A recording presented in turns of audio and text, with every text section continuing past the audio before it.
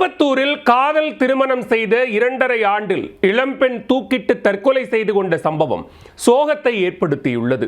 கணவன் சம்பாதித்ததையெல்லாம் ஆன்லைன் ரம்மியில் இழந்ததாக கூறப்படும் குற்றச்சாட்டில் விபரீத முடிவு எடுத்ததன் பின்னணி என்ன? திருப்பத்தூர் மாவட்டம் வாணியம்பாடியை அடுத்த மெட்னாங்குப்பம் பகுதியைச் சேர்ந்தவர் கட்டடத் தொழிலாளி மதன்குமார். இவர் அண்ணாநகர் பகுதியைச் சேர்ந்த வெண்ணிலா என்பவரை காதலித்து 2.5 ஆண்டுகளுக்கு முன்பு திருமணம் செய்தார்.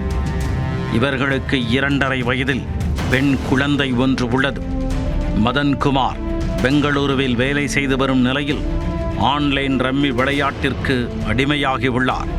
அவர் சம்பாதிக்கும் பணத்தை எல்லாம் ஆன்லைன் ரம்மி விளையாட்டிலேயே இழந்ததாக கூறப்படுகிறது.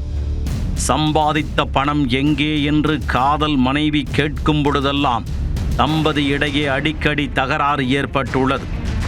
இந்த நிலையில் குடும்ப செலவுக்காக மதன்குமாரிடம் போனில் தொடர்பு கொண்டு வெண்ணிலா பணம் கேட்டுள்ளார்.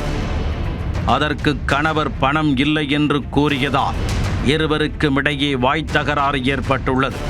இதையடுத்து தனது குழந்தையுடன் வெண்ணிலா வீட்டிற்குள்ளேயே இருந்து வந்துள்ளார். நீண்ட நேரமாக குழந்தையின் அழுகுரல் கேட்டுக்கொண்டே இருந்துள்ளது. சந்தேகமடைந்த உறவினர்கள் வீட்டின் உள்ளே சென்று பார்த்துள்ளனர். அங்கு வெண்ணிலா தூக்கில் தொங்கியபடி சடலமாக கிடந்ததைக் கண்டு அவர்கள் அதிர்ச்சியடைந்துள்ளனர். இது குறித்து அம்பலூர் காவல்துறையினருக்கு தகவல் கொடுக்கப்பட்டுள்ளது.